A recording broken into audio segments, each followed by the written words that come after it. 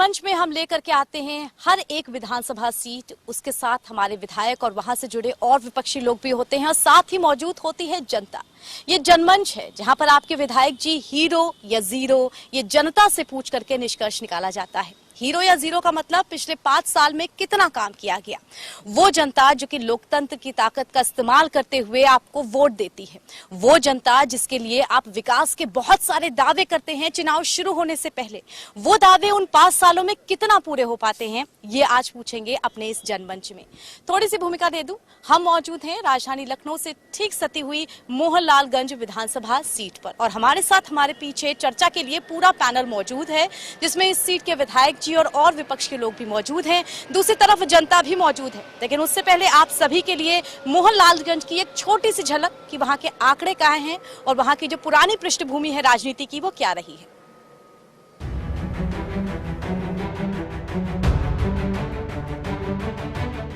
उत्तर प्रदेश की राजधानी लखनऊ की एक तहसील और ब्लॉक है मोहनलालगंज।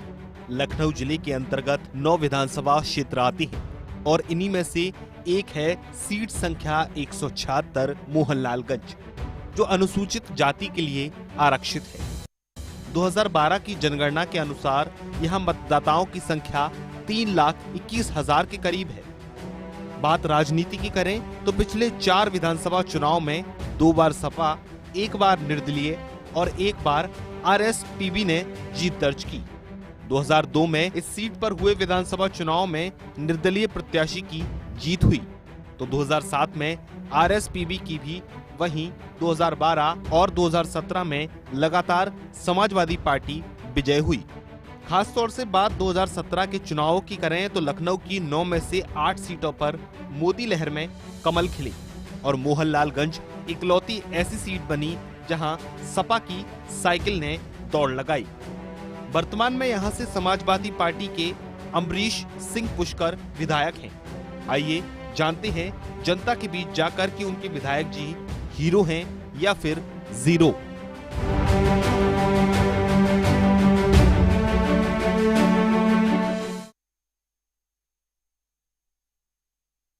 कितना दूर राजधानी लखनऊ से, ये सब आंकड़े हमने आपको समझा दिए। अब बिना देर के चर्चा की शुरुआत करते हैं और एक सीरीज में जो मेहमान हमारे साथ जुड़े हुए हैं इस चर्चा में, उनसे परिचय करा देते हैं।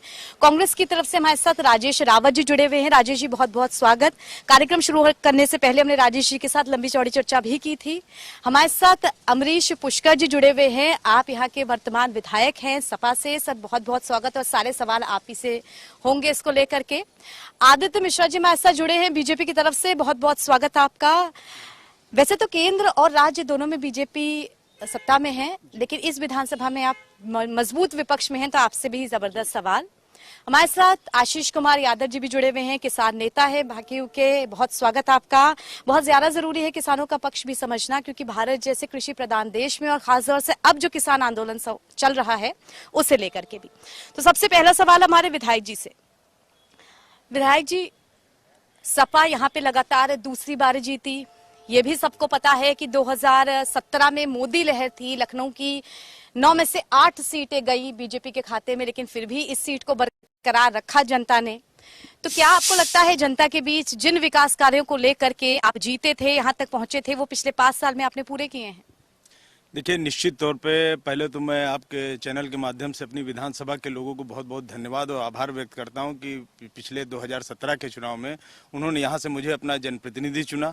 और मैं समझता हूं कि पिछले जो हमारा समाजवादी पार्टी का कार्यकाल रहा है, उस कार्यकाल में हमारी विधानसभा में इतने कार्य हुए हैं कि विधानसभा में चौतरफा अगर मोहनलालगंज में कहीं भी विकास दिखता है तो समाजवादी कार्यकाल में।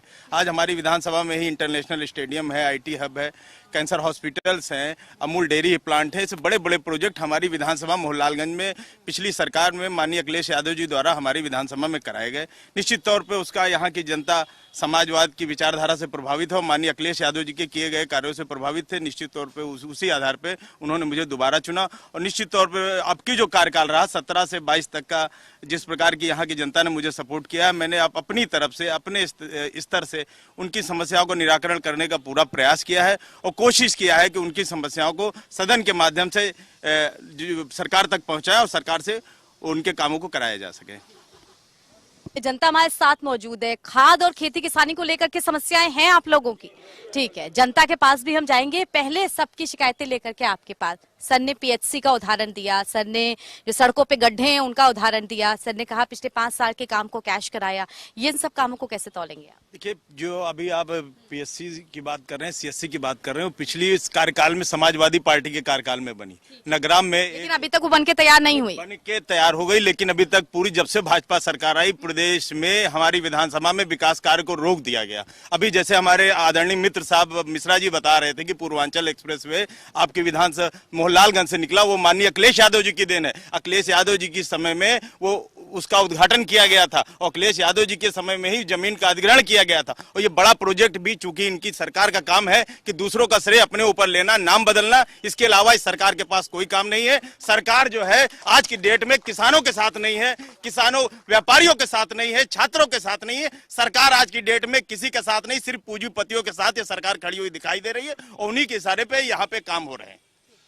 चलिए विधायक जी के पास वापस चलते हैं। विधायक जी, बहुत बड़ी समस्या गड्ढे को लेकर के है जो हम काफी जगह सुन चुके हैं, लेकिन यहाँ पर क्योंकि लगातार 2 बार सपा को कार्यकाल मिला करने के लिए, एक बार अपनी सरकार में, एक बार और, तो भी गड्ढे क्यों नजर आते हैं? देखिए, निश्चित तौर पे जो पिछली सपा की सरकार थी उसमें हमारा ये पूरी विधानसभा में जितना सड़कों पे काम हुआ, मैं समझता हूँ पूरी विधानसभा हमारी बिल्कुल ठीक थी, हर रोडें बिल्कुल ठीक ठाक थी। लेकिन जब से भाजपा सरकार आई, अब बता रहा हूँ, मैं एक उदाहरण देता हूँ आपको। खुजौली से लेकर नगराम तक एक रोड है, हमारी सरकार में उसका चौड़ीकरण किया गया।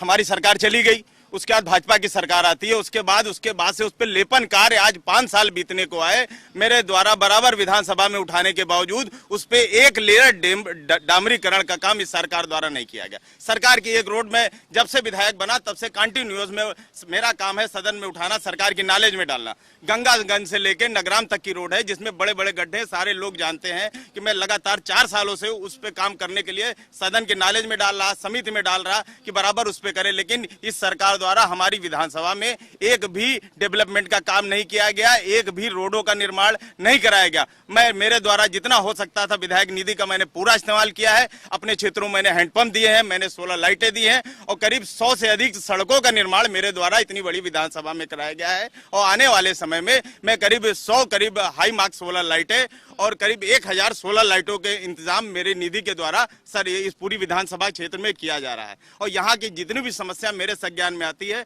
मैं उसको सरकार तक पहुंचाने का काम करता हूं। लेकिन सरकार पहली बार ऐसी आई है जो विपक्ष के विधायक को दुश्मन की तरह ट्रीट कर रही है और हमारी विधानसभा में कोई भी एक काम नहीं किया गया। जहां तक शिक्षा की बात है, हमारी विधानसभा में एक भी राजकीय महिला डिग्री कॉलेज नहीं है जो सरकारी हो। सरकार द्वारा मांग करने के बाद शिक्षा के नाम पे सरकार आई थी, लेकिन इस सरकार ने एक भी महिला डिग्री कॉलेज, क्या एक भी सरकारी डिग्री कॉलेज की स्थापना हमारे नहीं की। हमारे यहाँ और ब्रिजों का मैंने मांग करता रहा, सरकार ने उस पर भी कोई ध्यान नहीं दिया। 5 साल में केवल जनता को, किसानों को केवल आवारा पशुओं के रूप में इन्होंने अपनी सौगात दी है। किसान अपना उसी के आधार पे भुगत रहा है और निश्चित तौर पे 2022 में इनको सबक सिखाने के लिए तैयार बैठा हुआ है। करवाए हैं बस। ठीक है, आप भी कुछ कहना चाह रहे थे? मैं कहना चाह रहा हूं मैम, जैसा कि अभी हमारे मित्र भाजपा वाले कह रहे थे, ये माननीय सांसद जी का दूसरा कार्यकाल है।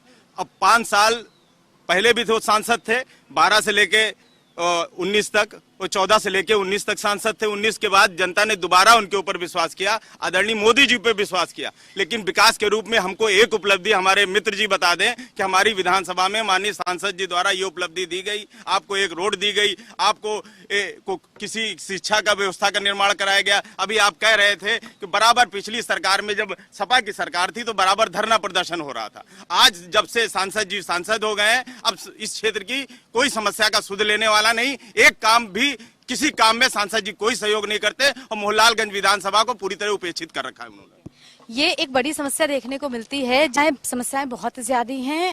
थोड़ा और बातचीत करते हैं। सर आपसे भी। सर आपका नाम? मेरा नाम उमेश वर्मा है। थोड़ा सा इस बारे में भी जानेंगे, इस विधानसभा क्षेत्र की समस्याएं आम जनता की क्या क्या हैं और 5 साल में जितने वादे किए गए थे कितने पूरे हो पाए? 5 साल में मैम वादे तो पूरे किए गए हैं। विपक्ष के विधायक होने के नाते जितना हो सका उन्होंने किया। यहाँ से लेके जनता की लड़ाई, यहाँ से लेके और विधानसभा तक लड़ी इन्होंने, ठीक है। और अभी जो बता रहे हैं कि इलेक्शन आया तब रोड का धरना प्रदर्शन कर रहे हैं, ऐसा नहीं है। धरना प्रदर्शन लगातार विधायक जी लगातार इसको विधानसभा में उठा रहे हैं और यहाँ भी लड़ रहे हैं उनके लिए। लेकिन आपके अभी मंत्री जी आए थे, जिनको जो सांसद जी हमारे यहाँ, उन्होंने वो रोड ही आना छोड़ दिया। बीच में भी दौड़ा किए थे, जन संदेश यात्रा भी निकाले थे, उनको उधर से आना था, लेकिन इतना उनके लिए रिएक्शन था कि उस रोड पे ही आना छोड़ दिए, इसलिए कि उसमें इतने गड्ढे हैं, इतना जो उन्होंने पहले वादा किया तो वादा पूरा नहीं किए, इसलिए उन्होंने रोड ही छोड़ दी उधर से आना। बाकी तो विधायक जी का काम ठीक ठाक है, अभी हमारे गांव में भी उन्होंने सड़कें बनवाई हैं, जो उनकी निधि है, निधि का अपना पूरा भरपूर प्रयोग कर रहे हैं, अच्छे से काम भी कर रहे हैं। चलिए, निधि का भरपूर प्रयोग कर रहे हैं, थोड़ा सा काम कर रहे हैं, कुछ और लोगों के साथ बातचीत कर लेते हैं थोड़ा सा। आपका नाम? राजेश कुमार मौर्य। क्या क्या समस्याएं आप देखते हैं? विधायक जी कितने खरे उतरे हैं, हीरो हैं या जीरो हैं? ये सबसे बड़ी समस्या हमारे यहाँ है कि सरकार गौशालाओं का पेपरों के माध्यम से, मीडिया के माध्यम से चर्चा तो बहुत करती है, लेकिन इस क्षेत्र का किसान सबसे ज्यादा परेशान है अन्ना जानवरों से। उस पर आज तक सरकार ने इस क्षेत्र में कोई काम नहीं किया। आपके विधायक जी ने उस पर कितना काम किया? नहीं, विधायक जी का वो विषय ही नहीं है, वो तो विषय सरकार का है, उस पर काम सरकार को करना है। आपने किसको अप्रोच किया कि यहाँ समस्याएं बहुत हैं, गौशाला में गायों के लिए चारा नहीं होता, सामान नहीं होता? ये सरकार का दायित्व है। सरकार ने, चूंकि गाय के नाम पर सरकार आई थी और गायों के लिए बड़ा प्रचार प्रसार हुआ था मीडिया के माध्यम से, मेरे क्षेत्र में एक भी गौशाला अभी तक तो हमारी नगर पंचायत है नहीं। ठीक है, तो अन्ना मवेशी, अन्ना पशु की जो समस्या है वो बहुत बड़ी है, उसका भी थोड़ा सा जायजा ले लेते हैं।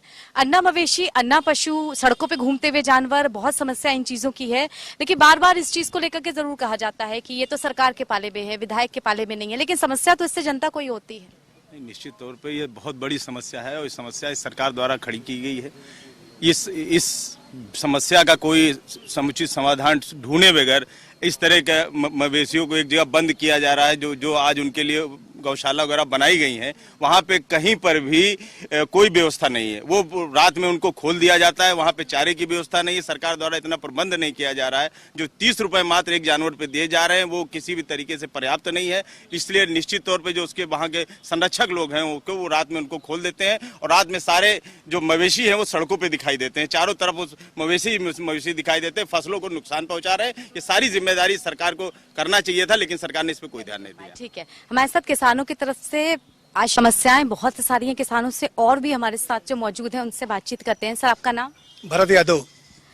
यहाँ की जो लोकलाइट समस्याएं हमने अभी तक समझी, उनमें किसानों की समस्याएं, मवेशियों की समस्याएं बहुत ज्यादा है। मैं थोड़ा शिक्षा के मुद्दे पर भी बात करना चाहती हूँ। कितना आपको लगता है कि यहाँ पे स्कूल्स, कॉलेजेस नए खुले हैं और कितना ग्रेजुएशन लेवल तक की शिक्षा जो है वो मिल पा रही है? सिर्फ समाजवादी सरकार में जो शिक्षा की व्यवस्था हुई वही हो पाई, बाकी तब 2017 से यहाँ पे ना शिक्षा का काम हुआ ना चिकित्सा का काम हुआ, कोई काम नहीं हुआ। और अगर आप बात करते हैं जो सब जिस मुद्दे को बोल रहे हैं, सड़कों की, पानी की व्यवस्था की, उसके बारे में? सड़क का माननीय विधायक जी हमारे धरना प्रदर्शन कर रहे हैं, चाहे गौरिया मार्ग हो, चाहे गंगागंज से नगराम मार्ग हो, इतना जर्जर है कि साइकिल वाले गिर जाते हैं, मोटरसाइकिल वाले गिर जाते हैं और इतने एक्सीडेंट हुए कि लोग बहुत चोट खाए, कई लोग एक्सपायर हो गए, कई बेघर हो गए परिवार, बहुत ज्यादा दुर्घटनाएं हुई। ठीक है, यानी कि साफ कह सकते हैं जो सड़कों का एक मूलभूत मुद्दा है ये हर जगह एक ही जैसा है। सर, आपका नाम? देवकली प्रसाद रावत। समस्याओं के बारे में आप क्या क्या कहना चाहेंगे और कितनी समस्याएं हमारे विधायक जी सुलझा पाते हैं? देखिए, समस्या के नाम पर तो इतनी समस्याएं गिना नहीं सकता हूँ। ठीक है, भारतीय जनता पार्टी खुद मेरे लिए एक समस्या है, पूरे देश के लिए एक समस्या है, और वो पूरे समाज को इस तरह विघटित कर रखी है कि पूरा उसके बारे में क्या कहा जाए। मेरे पास शब्द नहीं है, क्यों निंदा करना मेरी आदत नहीं है, लेकिन वो निंदनीय बहुत है। हम अगर यहाँ विधायक जी की बात करें, लोकल काम की बात करें इस एरिया में और मूलभूत मुद्दों की बात करें, इसमें पानी, बिजली, सड़कें, शिक्षा, स्वास्थ्य शामिल हैं, तो क्या नंबर देंगे आप विधायक जी को? पूरे 10 के 10। चलिए, विधायक जी यहाँ पूरी तरीके से पास हो जाते हैं, 10 के 10 नंबर मिल रहे हैं। आपका नाम? जी, मोहम्मद शानू। लोकलाइट होने के नाते, यहाँ की जो आम जनता है उसे होने के नाते मुद्दा यही बनता है कि जो 5 साल के लिए हमसे वादा किया था, जिसके लिए हमने वोट दिया था, आपको विधायक दिया था, वो काम कितने पूरे हो पाए, कितना देखते हैं पूरे हुए हैं? मैम देखिए, विधायक को तो छोड़ दीजिए, सबसे पहले तो हम सरकार को घेरेंगे, क्योंकि मौजूदा जो सरकार है, आप ये देखिए, सबसे बड़ी समस्या अगर किसी को है तो वो है किसान को। किसान के ऊपर मार पे मार पड़ रही है। आप देखिए, अभी तक किसी तरीके से किसान चारों ओर तार लगा करके और अपनी फसल बचाने का काम कर रहा था। आपने देखा है, नया आदेश आया हुआ है कि आपको तार हटाना है, यानी कि सिर्फ और सिर्फ किसानों को मारने का काम कर रही है सरकार। और जिस प्रकार से महंगाई दे रखे हैं, आप देख रहे हैं कि लगातार 7 सालों में तकरीबन 500 से ज़्यादा रेट बढ़ चुका है गैस सिलेंडर पे। जिन लोगों को फ्री उज्ज्वल योजना दी गई थी वो तो नहीं भरवा पा रहे हैं, उसके साथ साथ जो आमतौर पे जो पहले से गैस सिलेंडर ले रखे थे वो भी नहीं भरवा पा रहे हैं। ऐसी समस्याएं हैं। और पेट्रोल आप देख लीजिए 100 के पार चल रहा है। तो मैं भाजपा सरकार को बताना चाहता हूं आपके माध्यम से कि ये सरकार की नीतियां अच्छी नहीं हैं। सबसे पहले किसानों के ऊपर विचार करे और किसानों की जो मांगे हैं सबसे पहले उसकी बात करें। यानी कि समस्याएं बहुत सारी हैं, लेकिन समस्याओं का जो हल है वो शायद एक स्थिरता के साथ जब कोई विधायक आता है तभी पूरा हो सकता है। फिलहाल हमारी चर्चा का जो वक्त है वो यही समाप्त होता है। सबको धन्यवाद देने का वक्त है। बहुत शुक्रिया रावत जी हमारे साथ जुड़ने के लिए, बहुत शुक्रिया अमरीश से हमारे साथ जुड़ने के लिए, आदित्य जी बहुत शुक्रिया आपका, आशीष जी आपका भी बहुत धन्यवाद। दर्शकों फिर मिलेंगे किसी और विधानसभा में वहां के विधायक जी से सवाल पूछते हुए। फिलहाल यहाँ जनता से जितना हमने फीडबैक लिया उसमें विधायक जी पास जरूर हो गए हैं।